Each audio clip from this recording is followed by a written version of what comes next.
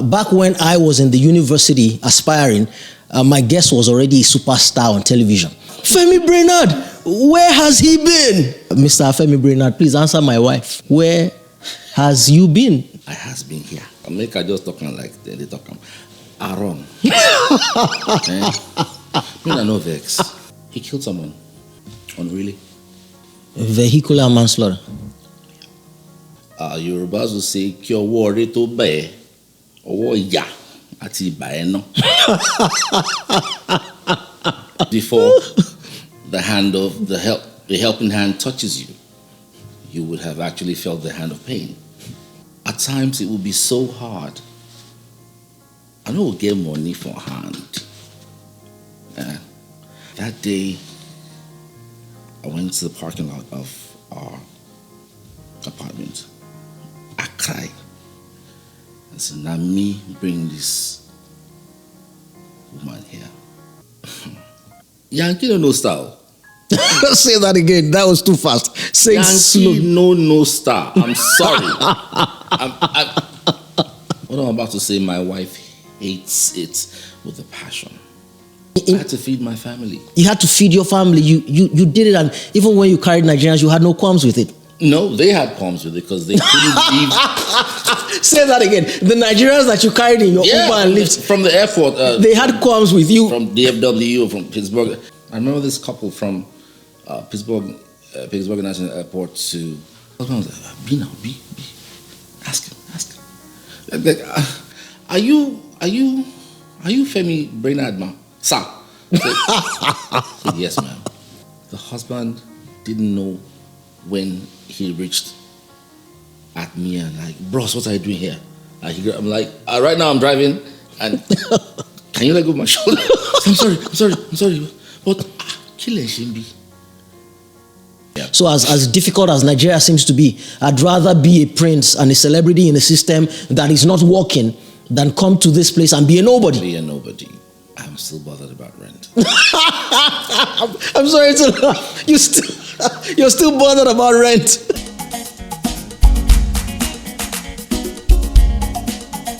My guest today is one of the original superstars of Nollywood. And I don't say that lightly. Okay, let me put that into perspective for you. I've been doing this for some circa 25 years now. Okay, people call me bros. Thank you. But as old as I am in the industry, relatively speaking, back when I was in the university aspiring, my guest was already a superstar on television. But he seems to have been missing in action for a few years. Today, Femi Brainard tells me why, perhaps how.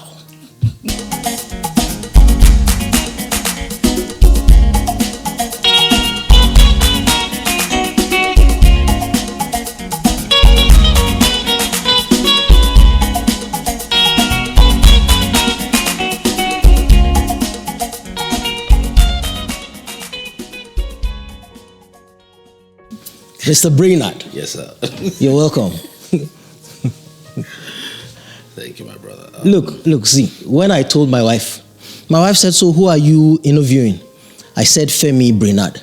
She said, Femi Brainard. I know that name, but I'm struggling to put a face. I know I should know the face. So I'm like, calm down. Google is your friend. It's your friend. So she Googles Femi Brainard. She says, oh my God, Femi Brainard. Where has he been? So, Mr. Femi Brainard, please answer my wife. Where has you been? Mrs. Teju Babyface, I has been here. I took a sabbatical, so to speak. Not really sabbatical. Make her just talking like they talk. Aaron. I know vex. The time we I did Nigeria, pure water the entertainer. At that time I borrowed myself brain small. See, bros, you better me can't live. Nigeria has been kind to me. From what my brother said. I come from a pedigree of those I must always bow to them. I must always pay homage to them. Tuniba Mishigbi, Yinka Kombi, Antalanio.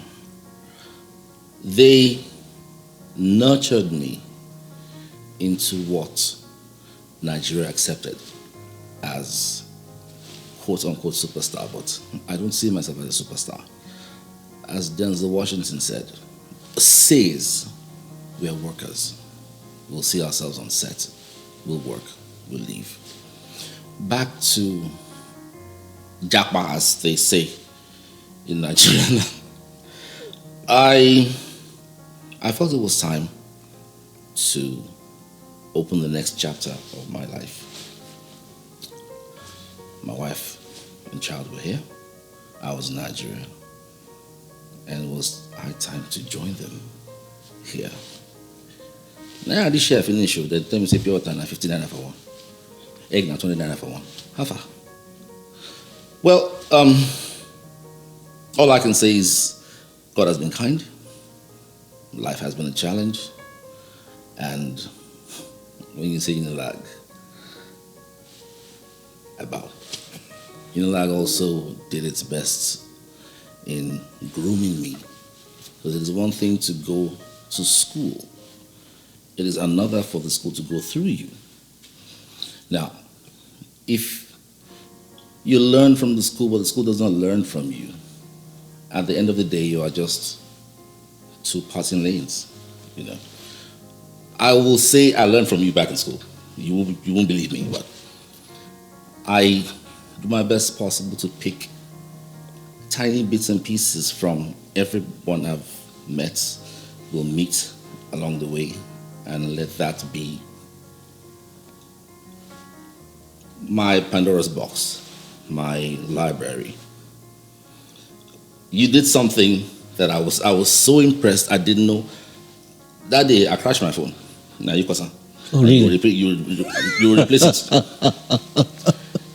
On set, Teju, you prostrated to Uncle Sunday Ade.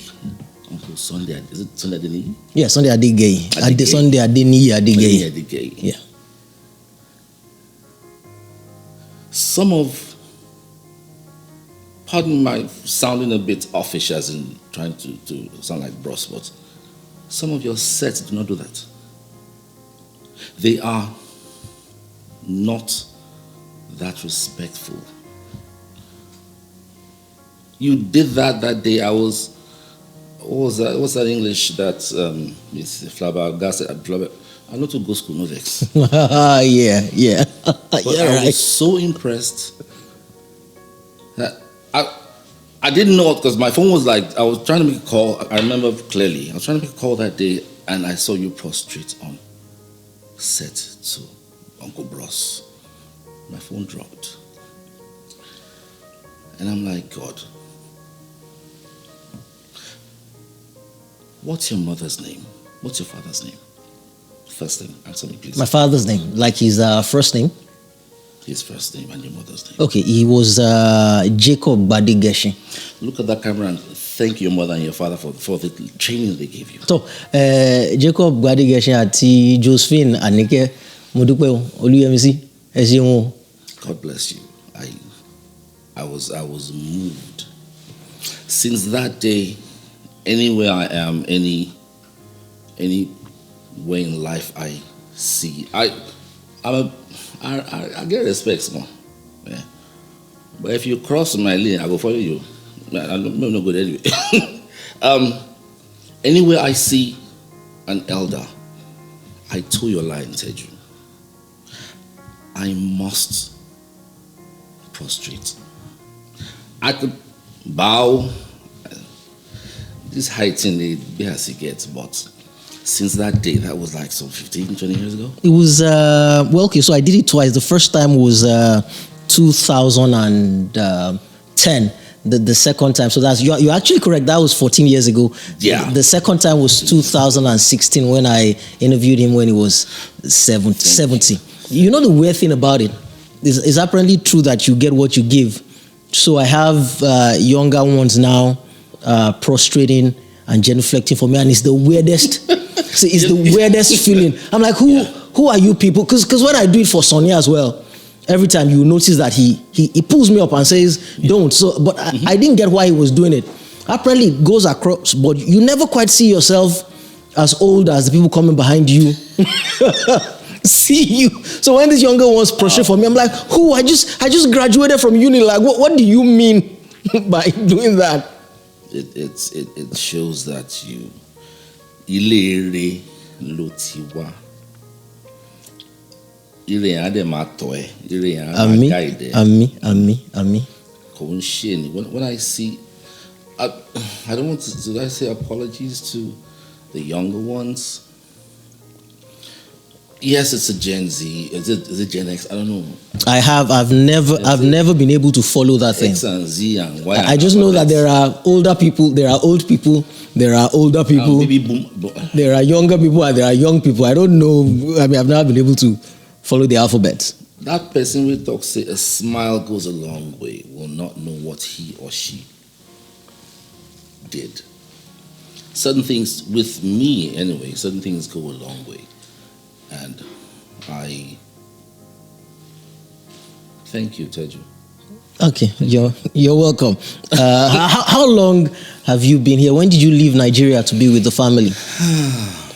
Because when a superstar goes off the radar, you only know in hindsight. It's only in hindsight that you say that I haven't heard from this person for a couple of years, but you never quite know when they decide to go off the radar, for those who decide to do that. 2014. October 8th. 2014 was when you left Nigeria. Okay, so did you know?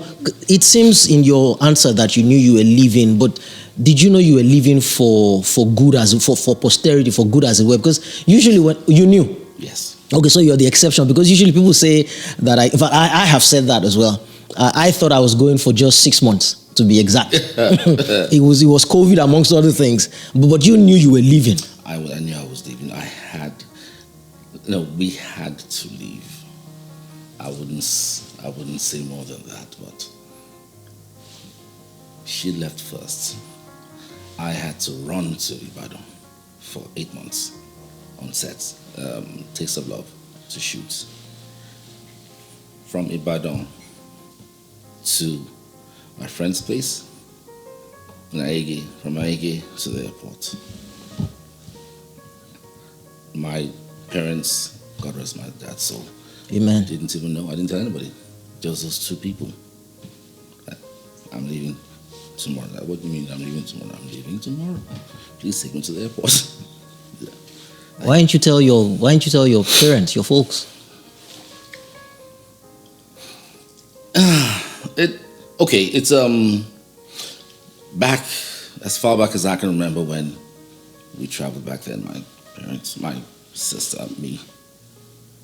That week that we're traveling, unless it's a school week, you are not going out. You are staying indoors. On the day of your flight, you will leave from the house to the airport and board your flight. You must not underline the word must. You must not tell a soul. That's the way they were brought up. That's the way they brought us up. Now, towing that same line, this was Government College Eric Moore. I was in Form 3 or 4. The story goes that my classmate then was supposed to travel to London that week. Kids being kids, told everybody was happy, buy me t-shirt, buy me burger, buy me this, buy me that. On the fateful day of his flight, he killed someone on Relay Road. Vehicular manslaughter. From what Grapevine had was that from nowhere this person just crossed and he couldn't step on his brakes enough on the day And you know that we Africans are superstitious in nature. It's our culture. It's what our forebears did. It's nah, so we did. They then said, well, because he had tattletales, because he had told a lot of people, maybe one or two people didn't really like the idea of him traveling, so they stood in front of him. Cut long story short, he went to jail. Wow. Yorubas will say, "Kyo worry to bear, or ya ati no." Forgive me for those who do not speak Yoruba. It means before the helping hand touches you, you would have actually felt the hand of pain. You know. Short story: he did not travel that week. He didn't travel at all for about 2 years. We were in school. So that. So you never quite forgot that, even as an adult, all those years later. My brother, I'm not telling anybody. There are certain things I cannot forget, and there are certain. I wouldn't want to irk viewers' ideology or psyche, but there are some superstitious beliefs that are worldwide. If you dash your left foot against a stone or against something, it'll tell you it's bad luck. If I go to your house, you're not at home, I go to see J1. Oh, J1, bros, I hail you. God bless you wherever you are.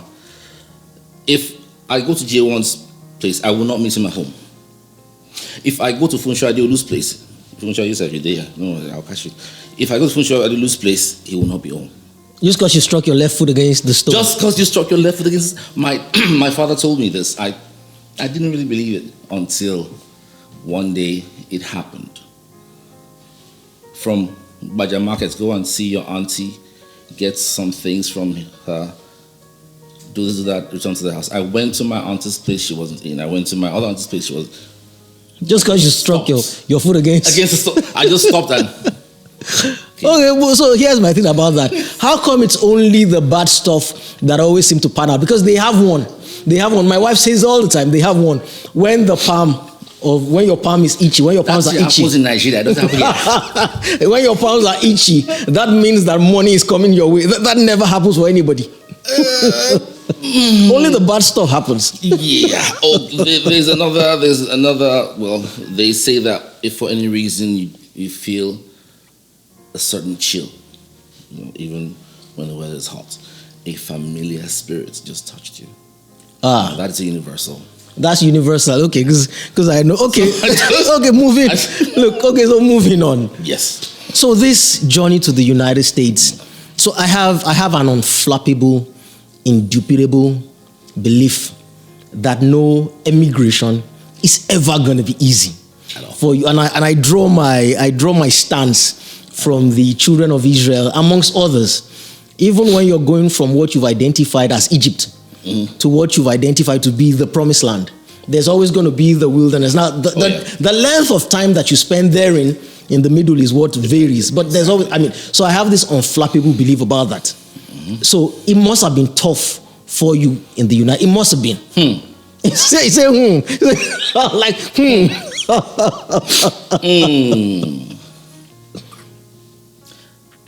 Mr. Folabi, Pittsburgh. God bless you. If I have millions to give you, I will give you. I'm going to touch everything in snippets. Okay. You have the floor, sir. Mr. Udoka, Maryland. God bless you. Femi Idris, who saw my wife. It's the story with Femi and I it's kind of funny. I met him years back in Nigeria before I met my wife. Fast forward, he somehow met my wife in Pittsburgh, called me and told me, "You are not going anywhere. you're coming to meet your wife here in Pittsburgh. My wife was in Maryland with her uncle. He accepted my wife wholeheartedly. You know no one before, from nowhere. That is grace working. That chasm, that valley where God has been kind. It was these people I mentioned were there for me. They don't know me. We are not related in any way, except for my is it uncle-in-law, brother-in-law? Yeah, well. I know to go to school. No vex. I guess. Then friends. Sylvester, you're one of them. Caleb, you're one of them. At times it will be so hard. I know we'll get money for hand. And Femi will say, what's in the body? Come my house, control. My family. Pardon my bringing up the late Jaya Bodari. He did the same thing to me back in my lowest ebb back in Nigeria. Jaya told me in plain simple Spanish, mi casa es su casa, when we were still in school. There was time I was homeless. Not that I knowingly homeless, so to speak, because my parents live in satellite town. I can't keep commuting from Yaba to satellite town. So Jai was like, what's in the body? He and Stella said, casa su casa. It's up to you. There are rooms there. I don't know you know. Back to Yankee. All I'll say is, if you do not have a friend, no, I take that back. If you don't have a true friend, someone who will be there for you. These are people I did not know. Mr. Folabi gave me a car. Mr. Folabi helped purchase our first car, which was a Chrysler Pacifica, for $801. You know, we use that car. We use that motor. Now me go put diesel inside. Anyway, that is a story for another day. The truth of the matter is, if you do not have someone to cry to, if you do not have a shoulder to cry on, if you don't have a familiar face, for Yankee, if you know work, you know good job. That's just it. No work, no job. There was a time, if my wife happens to watch this episode, what I'm about to say may bring tears to her eyes. I still have that picture. How can I forget John Davao? All he did was, is he the one? Okay, fine. I'll help him.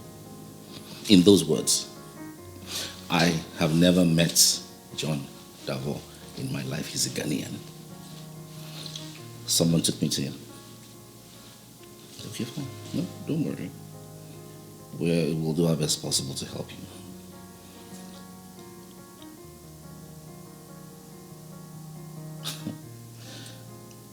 Life is a song worth singing. If it's not for... It is one thing to be a celebrity. People accept you because of your status as a celebrity. But if people who do not know you at all accept you and help you, I don't know if you know about this. If for any reason I had a stint with being a seafarer. If you follow the board and there are dolphins around, unless there's something about you that is negative, the dolphins will help you. On my way back from Liberia, the ship that I took, that was the first day I saw flying fish. Yips. It's a fish actually flying past you. They're this long, and their wingspan is, their fin span is this. They actually flap, flap, flap, flap. The crew and the captain sat on deck with a long stem and the net. Once they let's do that, the fish flies into the net. Anyway, that's one. One of the the crew said he wanted to have fun, and he actually went overboard. Normal thing is, if you fall overboard to the right, the call is man overboard, starboard side, which is right. They'll turn, or reverse engine, stop the ship, and turn the boat to the right, so as not to get caught in the propeller, or left. The moment that happened, the captain stopped the ship, and all we heard was, dolphins shriek. It's a sharp shriek, and what they were doing was bouncing the crew member. They didn't allow him sink. They bounced him all the way to the side of the boat, and we rolled him in. If the dolphins didn't accept him, he'd be dead. If these people I mentioned here in the United States of America, if they didn't accept me and my family, it would be tough. There was a time that bills. We had, those 1 cent, 5 cents, 10 cents that you drop in a bottle? At the time in Pittsburgh, that bottle of coins saved my family and I for a month. Rent. What I made wasn't much, and we needed, I don't know, we had about 400 something. The rent was $750. With tears in my wife's eyes, she was counting the coins. And without knowing, we went to Giant Eagle, changed the coins to notes. We got over close to $200 to add to the rent. That day, I went to the parking lot of our apartment. I cried. I said, now me bring this woman here. Her mother's a teacher, her father's a doctor. They are doing good. Now me Tifam. Say, come, let's go to Yankee. I must maintain a roof over our heads. And I thank God that my wife is so understanding. Uche Nwokocha Brainard, God bless you for being a good wife, for being a friend, for being a soulmate, for being the mother of our children. God bless you. I can be stubborn at times, but when you wear an oversized jacket and it tends to draw back, you keep doing that. My wife keeps doing that, keeps putting me back on her shoulders. Go fall, no be today.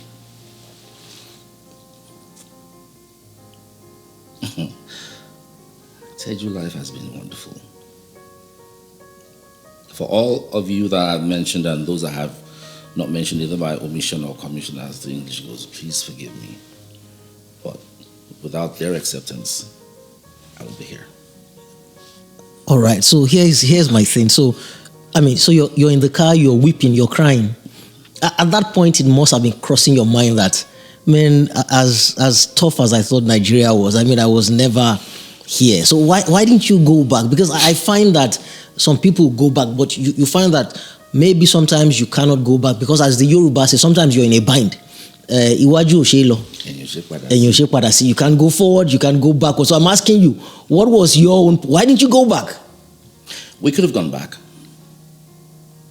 but Nigerian economy doesn't work. Painful to say. A newbie here in the United States. This has even happened a couple of months ago. Bros just gone. Under 2-3 months, things started blooming for him. Within a year or so, he was working. Bros bought a house. Under 1 year. He has an EAD. He bought a house. He saved up, bought a house. Bros, you want to buy a house for Nigeria? You know the waka. Say it's small. You first buy land like that kind, 3-4 million.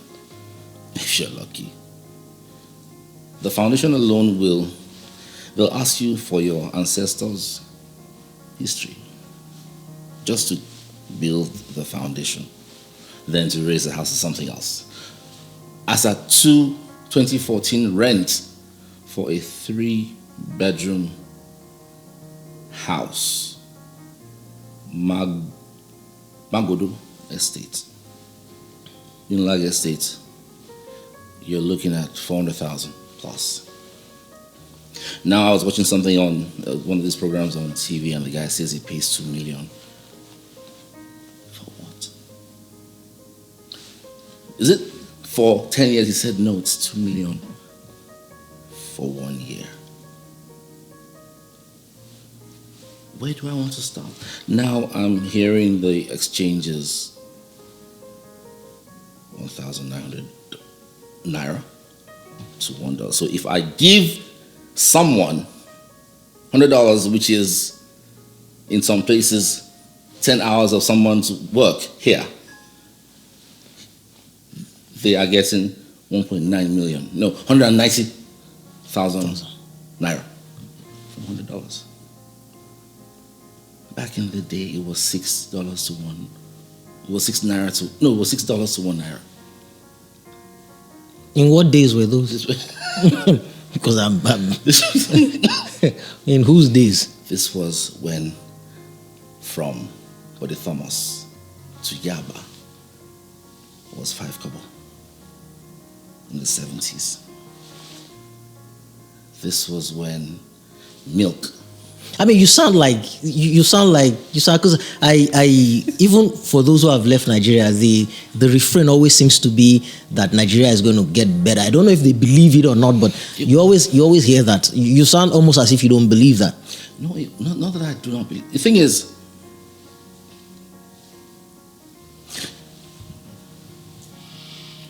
until, this may sound funny to some people, there's a 4-letter word, it's called love. Until someone says, my brother has not eaten, he doesn't have a job, he doesn't have the money to do certain things, let me help him by bringing down the exchange. Let me stop destroying the oil reserves, the refineries. We have about 3 refineries in Nigeria, I think. I have no idea. Why are they? We have one of the best, richest oil reserves and oil quality in Nigeria. They come, take the oil, refine it, and sell it back to us. Now we get some now. Until someone in government says enough is enough. Let my brother, let my sister afford 3 square meals, afford a job, get a job. Until they harp on that 4-letter word, love, nothing. My brother, I go hard. Okay. All right, so let's come back to this, our own matter right here. So because they still exist in Nigeria. In fact, the numbers seem to have grown in terms of celebrities and those who are working in the movie industry. Yeah. Right. So, but it's relative time. Whatever any celebrity or any actor is today, you were back then when you were the superstar. You were right on top of the industry. So this is what I'm processing. You walked away from all of that because Nigeria wasn't working. You saw the future. Because what you're saying is there are 4 there are essentially four, let's not call it vices. There are four desires that humanity has above all things. They are base desires. The actual desire is to seek purpose and to seek God, but human beings don't usually do that. They go in four directions: chasing money, power, fame, or pleasure. Fame is one of the big ones, and you see it playing all over social media now. So you are telling me that you essentially walked away from your fame at the height of it because you had seen the future and you didn't think the future was, and you walked into obscurity. That's an unusual person. So you must tell me what happened. You're telling me you didn't feel, you have not mourned the loss of your celebrity? It doesn't affect you? It doesn't. Really? Honestly. Before you answer, let me again put this in perspective. See, I once granted what I consider now an uninformed interview. Yeah. But then I was a bit delusional, right? If you Google the words, if you were to Google the words, my greatest fear is being forgotten, Teju Babyface, the headline will come up. I actually used to have that fear, which I'm willing to bet everybody who has ever had any modicum of celebrity has. I don't want them to forget me. Because we judge those who seem to have been forgotten. We think it's their fault. They didn't do it right. They didn't live it right. We judge them. It's almost like they failed. So I said that. So it takes an unusual person to be able to understand that life is in stages and sometimes you just walk away. I mean, and you're saying that's what you had enough wisdom to do that? How? You just mentioned a word. You said a word that brought back a memory. Kilanko Palan from okay. He said, how? Anyway, I had missed my wife my family for close to a year. That's aside. I mentioned some names at the beginning of this interview. TK, Antanko. Their teachings up till now is that, bros, you are not a star. You are not a celebrity. You are a worker. By dint of the fact that there is TV, well, social media as they call it now, people, yes, they will accept your celebrity status. They will accept you as a person. Because they will read some things you do on screen into their own past and present events and say, okay, this is happening. Maybe Femi portrayed it better, maybe Teju didn't portray it, or maybe he did better. But in anywhere you see yourself on this earth, thank the Lord that people have accepted you. Do an evaluation of whatever event or issues that you are looking at or you're experiencing. Learn from it and move on. Then my parents, even my sister, my late father called me. He seldom talks. The first day he saw me on TV, Palace, my uncle Tunibam Shigban and Uncle Ralph Madike, my mother was shocked. My sister was mute. My father was reading the newspaper. My mom called my late dad by his last name. Brainard.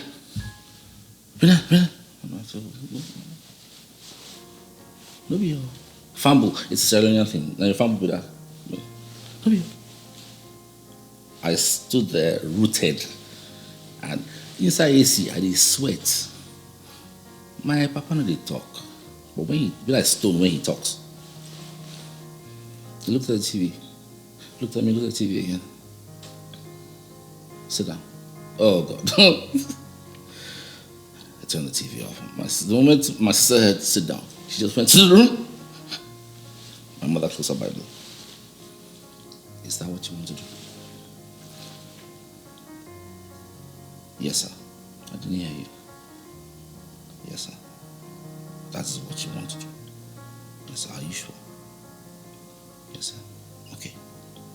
Remember, each step you take, you must bear the consequences. You do not run from consequences because it'll keep happening.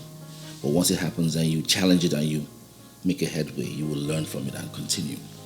Secondly, if I hear say you call yourself star, if I'm dead, I will wake up, smite you. Because there is nothing like pride in this family. We are very calm. The day you start doing this, you will have me to deal with. That still rings in my head till tomorrow. If you call me a star, I will thank you. I will even praise you, but I'll tell you I am just a worker. I am a tool in which directors use to portray certain issues, to pass along certain events. That's the way I see myself. If I tell you one of the things I miss, you won't believe me. Oh, please do tell. Pray, do tell. Before I left Nigeria, I tried it and I didn't get far. I literally drove to mile 2.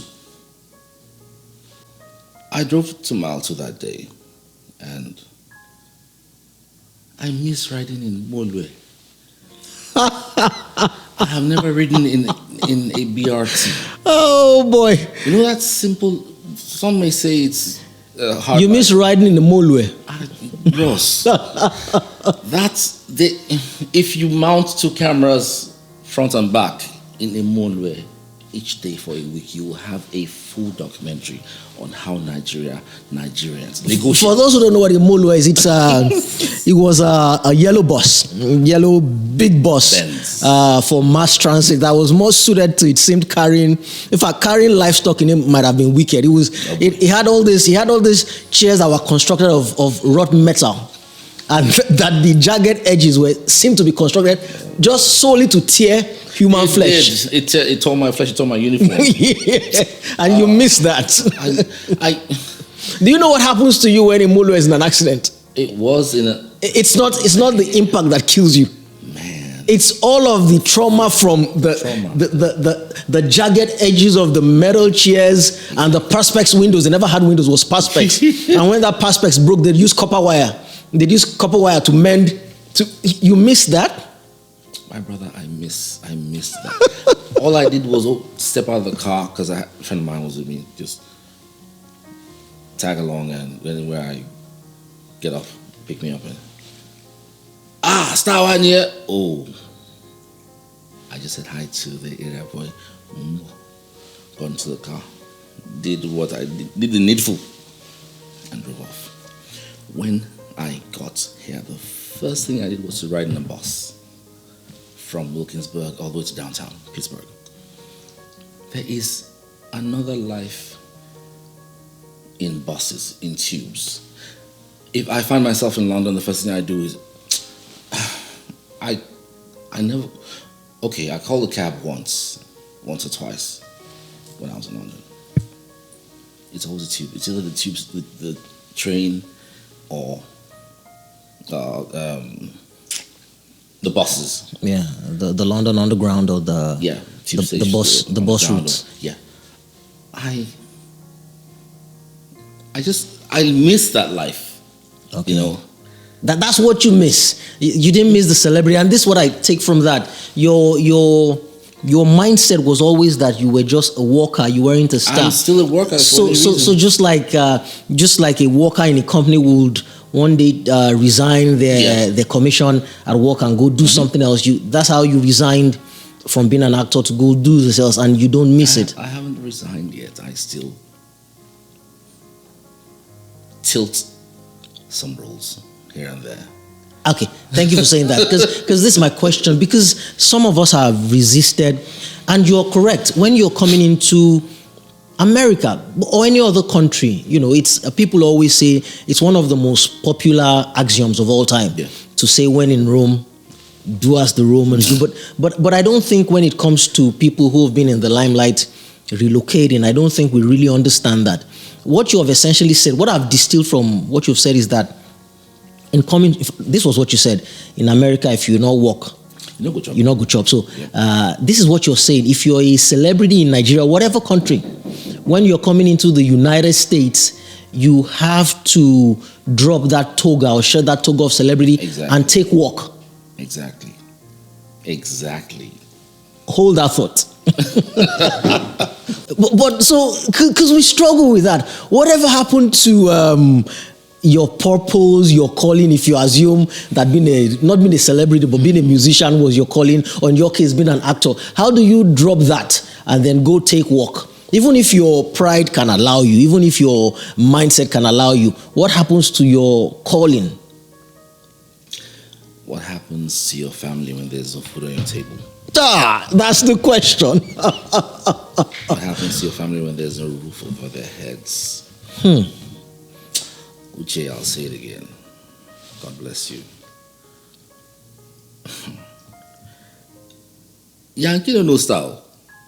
Say that again. That was too fast. Say Yankee no star. I'm sorry. Please forgive me. I've seen colleagues of mine here in Yankee. This happened in Pittsburgh, and for the life of I felt surprise, anger, felt like happy, sad. Okay, this certain person came from Nigeria. After church, had one or two Georgios. Something happened outside the church, and the next thing he said, what I'm about to say, my wife hates it with a passion.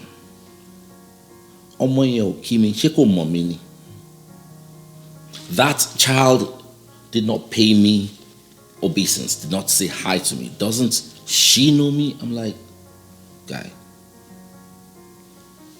even if she knows you, she doesn't owe you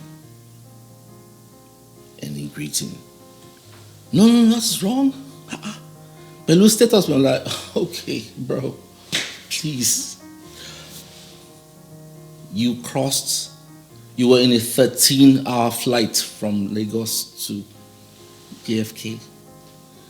You traversed waters, ocean. You are in another culture. Why would you say that? Who is this child he was referring to? Some child at church. But forgive me, that child was, as at that time, 17, 18, but they don't know you. And even if they know you, they don't owe you anything. The only time you may say, okay, this child is not, is if maybe the child is your family friend's child, he or she comes to your house and does not greet. Then you could chid the child a bit, or the child's parents. It even happened back in Nigeria. We went on a shoot. Some of my colleagues, my age mates. Oh, to the new artist on the block, I like your work.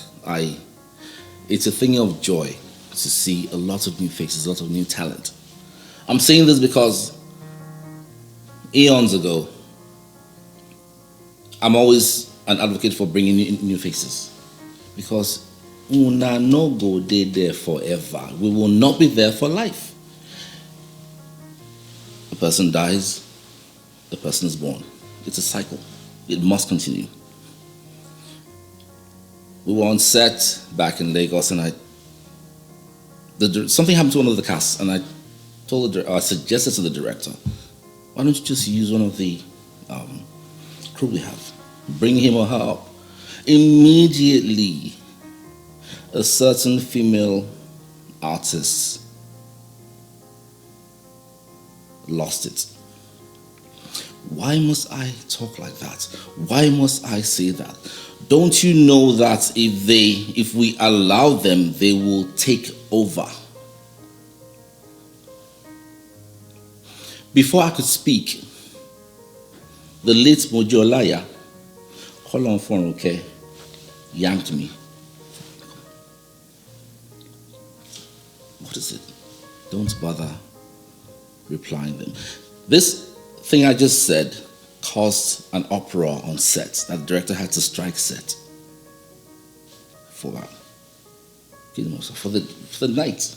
We couldn't shoot because there was an argument in bringing in new faces. That Femi said, "Bring in a new face.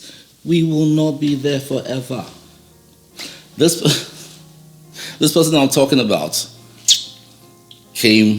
was in Texas 2 years ago. The person is doing well. The person lives here now? No. The person comes and goes. Okay. But this person has roles that I know of taken from her and given to new faces. Ironic and poetic justice, eh? Yes. That's what happens. Life, it is well. Okay, so look,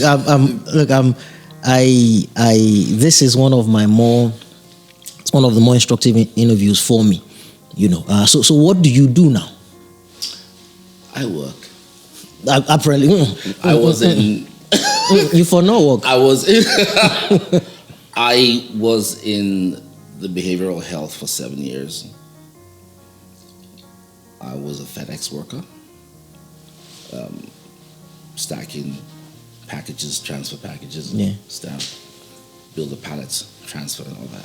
I mean, this is remarkable because I had an interview with Joseph Benjamin. Oh yeah. And he told me how he drove Uber and Lyft. Yes. And while there is nothing, you were? I was a Lyft driver. Okay, you're a Lyft driver too. And again, while there's nothing wrong with those things, right? In your case, like you had no problem with it because as far as you were concerned, that was your past, right? My past.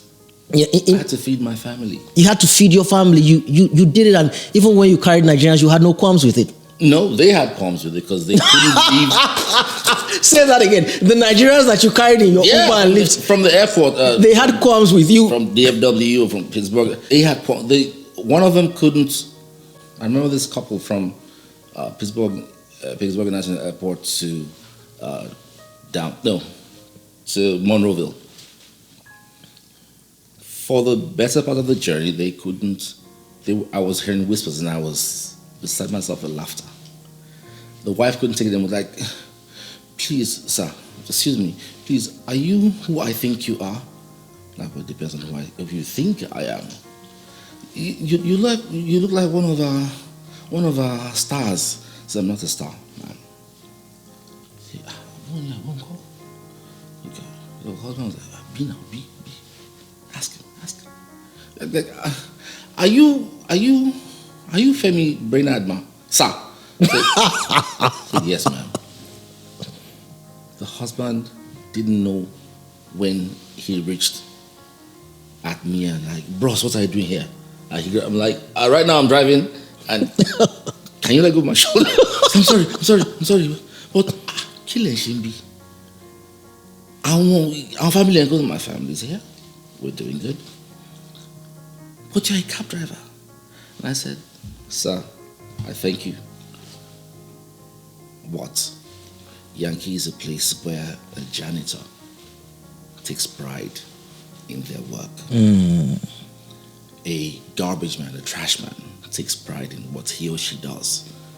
A doorman, because all these professions are interwoven to make a whole. If there is no doorman who will open your door, if there is no cab driver who will pick you from the airport to Monroeville." Say, "But are you guys like?" Right now, my instincts, my need for my family is to feed, okay, to have a roof over our heads, to live life. That is my past. If my past plays a role in my future, so be it. But right now, I need to take you to Monroeville. You need me as a cab driver to. They gave me their card, gave me a $40 tip, you know. till I backed out of their driveway. They were rooted to just staring at me. So please, anytime, just come over. Fine. They had issues. They couldn't divorce Femi Brainard, the artist, to this person, a cab driver. To them, there's a divide. And I'm saying that was, this is, this continues, that stays. You know, if that is such an uncommon, that's such an uncommon mindset. That's such a blessed mindset. That's a gift. That's amazing. To be able to walk away from a season in your life that seemed to be working, even though you thought it wasn't working, because the mindset, and it's Yorubas again, even though again there's nothing wrong, there's dignity in labor, especially in the United States. Oh, yeah. There's nothing wrong with doing any of those things. Uber, Lyft, janitors, stacking, there's nothing wrong with it. But again, it's the way that the human mind, the limbic system, has been wired to think. Sure. You must always seek, as I said, there's 4 things. Fame is one of them. Yeah. It takes a step down for you to do that. And so the Yorubas say, and this is how most people will interpret it, they'll say that ikuya jesenlo. Yes. To be, I'd rather die than be, for want of a better word, than to be mocked or disgraced. Mm-hmm. Yeah. So as difficult as Nigeria seems to be, I'd rather be a prince and a celebrity in a system that is not working than come to this place and be a nobody. Be a nobody. And you transverse that. Brother, I'll go back to that verse. I thank my late father. I thank my family, my parents. I thank my directors. It has helped me a whole lot. At times my wife thinks I'm a bit cuckoo. Like, why? What, the same thing. Why aren't you like other stars? Like, I'm not a star. And I thank you for accepting me the way I am. Because do you know what being a star is? Now walk. Jesus Lord. You are talking about always wearing designer clothing. Never repeating the same clothing twice. If I wear this next episode, I will hate it, and the viewers will hate it. You know, I can't. From the shoes you wear to the car you drive to the way you eat in public. Well, you have to be. You have to maintain appearances. Yes, appearances have to be maintained.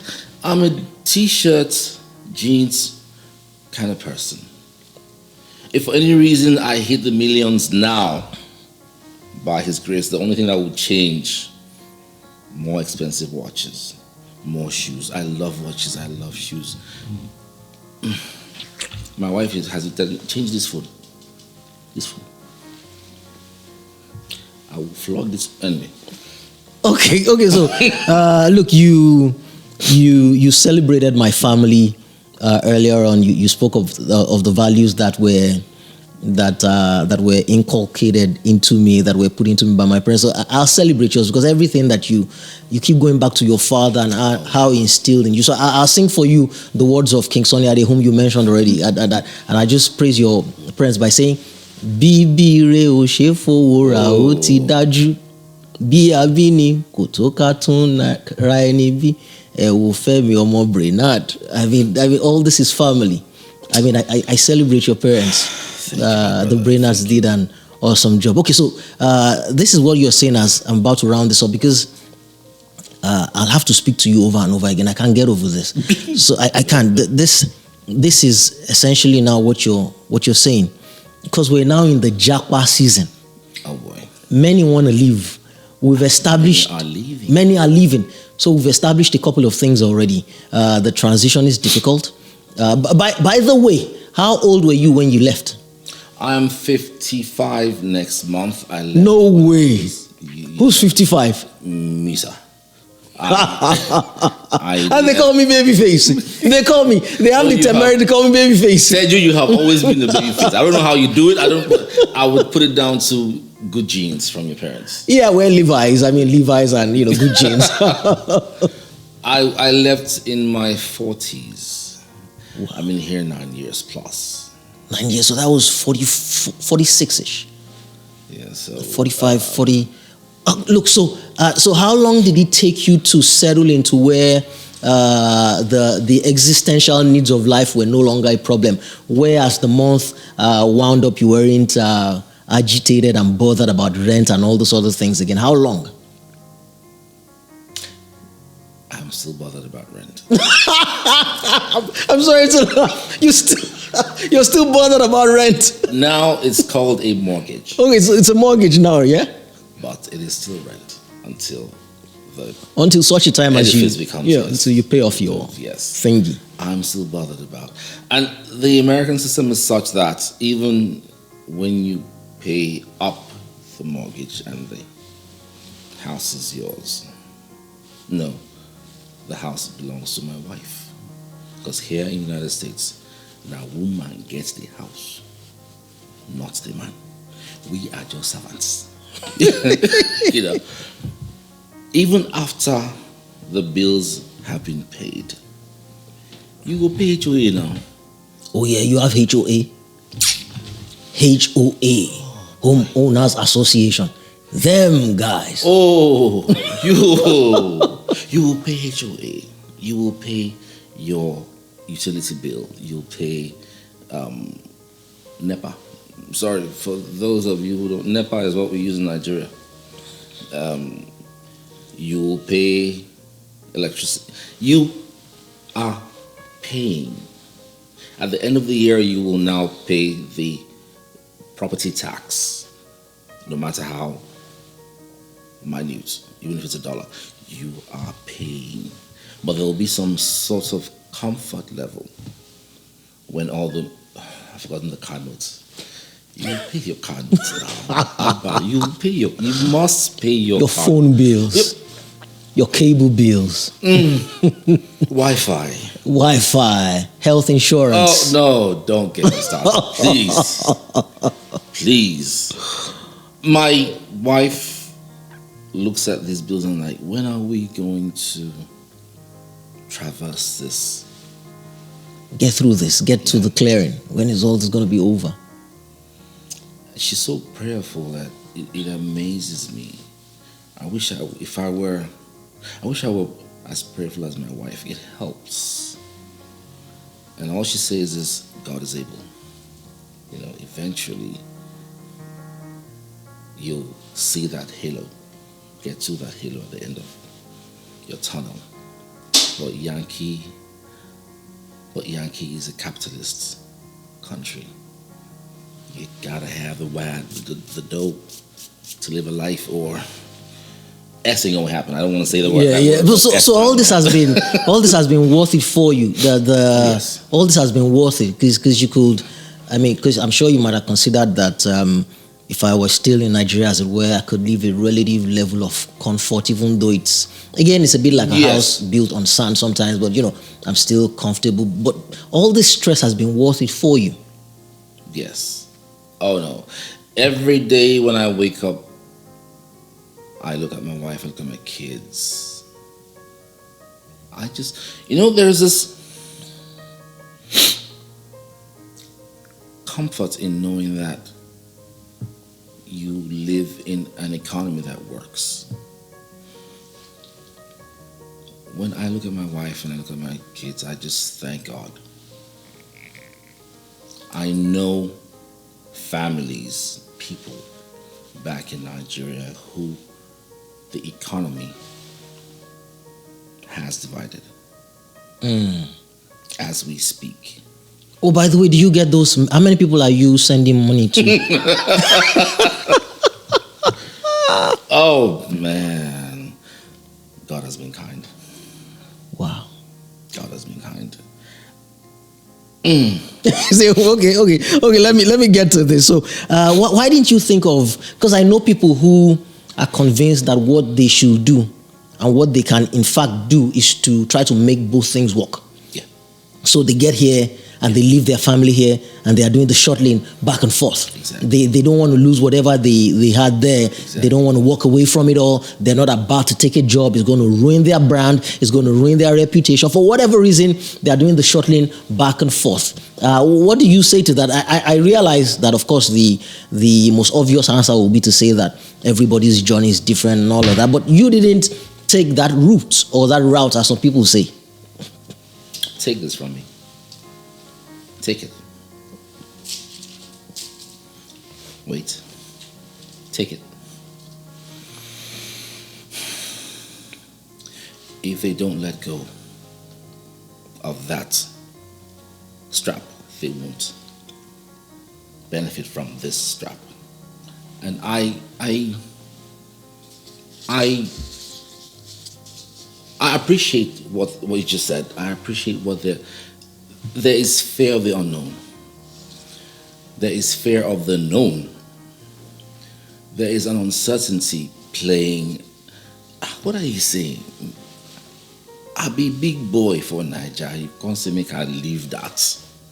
Yes, my family day here, but I gas maintain big boyism to maintain. Back in Pittsburgh, there's this family that came with a lot of money. At a point, the money didn't work for them because the system, you just have to go through the system, the American system. It is a must. If you have Google's, no, you must go through it's a waiting process. You have to go through that. That money, no matter how much you're bringing from wherever, the system will wait for that money to finish. The system will wait for you to change all your hundreds of millions of naira into dollars and wait for it to finish. And then the system will process you. Oh boy. Okay, so what do you say to, because this was the question I was going to ask, what seemed to be 4 questions ago. Yeah. So people are now jackpying. Many people are emigrating.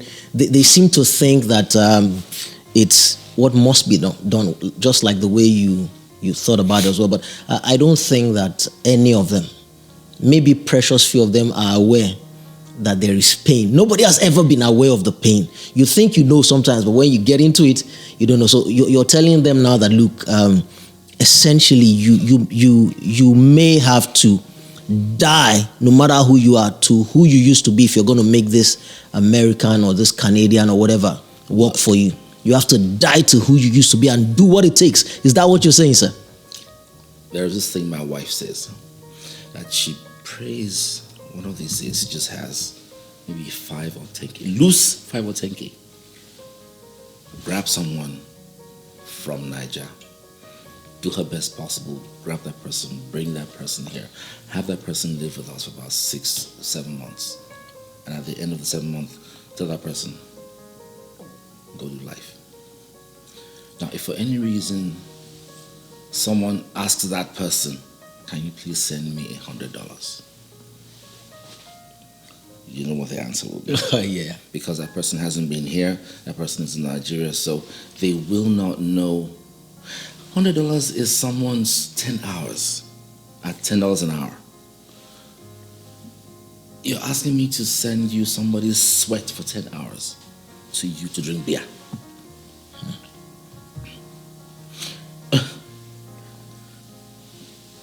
What's the rationale behind that? They won't see. What they're seeing is no, you're spending the dollars. Life easy for me, which is true. Somehow, life is relatively easy here. But before it became easy, we went through a passage. They have not gone through that passage. They will never go through that passage until they are here or in another foreign land, you know. So they will keep. I know someone for a fact now that Ross told the people at home, don't call me. Don't text me. Do not send any message. Whenever I am okay, I will reach out to you. But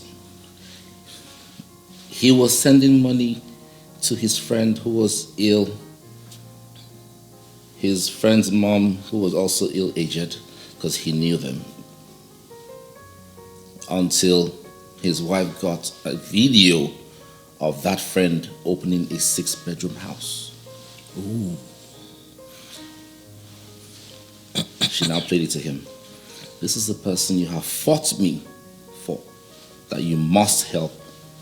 Meanwhile, he takes from Teju, he takes from J1, he takes from Uche.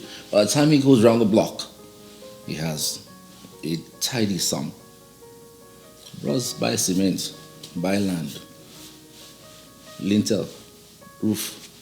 Meanwhile, everybody else were doing their best possible to make sure he gets out of the hospital, he pays his hospital bills. He wasn't ill. What's that? Nigerian. The husband was speechless. He just sat down and he couldn't talk. I'm not saying do not help anybody. Do the best you can. But make them, no, they won't understand. I was about to say make them understand. But they will not understand because they are not here. They see you as you're there. They're here. You have all the... But how you got to that pedestal is what they don't know. I wish them well. All right. Look, Femi Brainard, thank you so much for doing this. Look, I have so much I want to ask you still, but we'll go over. So you have to promise me that we'll do this again very, very soon. You're my brother. We've been at a little more late. You know, like Abi. Do you know Coyote Snoop? I can't remember. Anyway, I'll show you his picture. He's in Houston. He was also in Unilag. Oh, that's cool. Wale Shango is in Maryland. Oh yeah, I know Shango is in Maryland. I see him. Doris is in Maryland. Bayo Alinko is here. Yeah, you were just going to see Alinko right now. Yeah. A lot of us jackpot. Well, so to speak. It is for a greener pasture. It is for a brighter future. You can't start any business in Nigeria now. A crate of egg is close to $5,000 naira. Well, Adupe, thank you. My brother. All right. Bless you. Thank you. That was an amazing, fantastic, introspective, instructive, inspiring interview with Femi Brainard. And just in case you're watching this and you didn't see the preceding video, if you're just watching this on, say, maybe Instagram or Facebook or somewhere else, I must enjoin you and plead with you, encourage you to go and see that interview with one of the original superstars of Nollywood, Femi Brainard, who left all that stardom behind and came to America for what he envisioned and what he thought was a better life, a better future for himself and his family. Look, there is no transition without the pain and the challenges of transition. And I think it's very key and very crucial and very critical to make this point at this time when a lot of people are in the process of emigrating from Nigeria, or what my people call Japa. Things are so challenging right now. Things are so difficult that as far as many people are concerned, the only way out of it is just to leave. And that is okay. But the point that you need to bear in mind is, even when you've identified that somewhere is metaphorically Egypt, where you're suffering, where you're oppressed, and then you need to go to the promised land, you must realize that there's always going to be a wilderness in the middle. And this is the example that I've used 1,000 times, and I'll probably use it another 1,000,000,000 times, okay? It's the story of the children of Israel in the Bible going from Egypt to the promised land. These were people who were enslaved, just oppressed, just downtrodden, and just kept down for centuries. I mean, they cried out to God. That was what God literally said, I can hear the cries of my people. And so they were liberated, and Moses was the liberator, and they were going to the promised land, and they left with a lot of cheer and a lot of money. You know, they took all the gold and the silver and the entire household wealth of Egypt and they left. And yet, when they got into the wilderness, in short order, they started to complain. They complained and griped and carried on so much that after a while, God said, none of this entire generation, not a single one of you, including Moses, is going to get into that promised land. I mean, when you read that story, all my life when I've read that story, I never could understand how people could be so crazy. How can you want to leave a place that you identified as not being good for you? In fact, a place that you literally cried out for freedom. You wanted out of that place so bad. You prayed for it. You wished for it. You said you will do anything to get out of that place. Only for you to get out of that place on the way to a place that you've identified as the promised land. And then you not only complain so bad, you actually want to go back. It defies reasoning and imagination until you go through the process or until you start the process of emigrating yourself. Until you start an immigration process, you have no idea. When you start an immigration process and that thing comes down, then you will understand why the children of Israel wanted to go back. So this is not about discouraging you, all right? Usually in life, there is no progress without leaving one level, especially a level you've identified as not being good for you for the next level. But what you need to prepare yourself for is that it is not going to be seamless. There is no transition in life without the pain of the transition. Consider a newborn baby. If you give birth to a baby today, from the comfort of the womb of the mother, the pain of passing through the matrix of birth is going to cause that baby to cry. That's why babies cry when they come through. It's a loss of the comfort, it's a loss of a familiar surrounding. It's the pain of the transition. And then, even when they do not cry, because some babies come and they don't cry, what do the doctors do or the midwives? They smack them. They smack them on the behind. You have to cry. There is no transition without pain. That happens so that when you finally get to the top of the mountain, metaphorically speaking, when you finally get into the promised land, you are able to appreciate not only where you're coming from, but you're able to appreciate what you went through to get to where you were going. Let me round all of this up. Okay. If you're considering emigrating, again, what our people call japa, good for you. That means that somewhere in your being, or as our people say, in your being, with almost every fiber of your being, you know that that is the next step for you and yours. Great. Don't be discouraged. Prepare yourself, but know that there is going to be some sort of discomfort during transition. This right here is to encourage you when that time comes for you to not run back to where you're coming from. You're going to blame yourself for wanting to leave in the first place. You're going to tell yourself, like the Israelites said to themselves in the wilderness. They literally said, but we had cucumbers and onions and fish and plenty food to eat in Egypt. It was better for us to have died in Egypt. So transition is never going to be seamless, but that should not stop you from venturing to transit. All right. Thank you for watching and wait for the next one.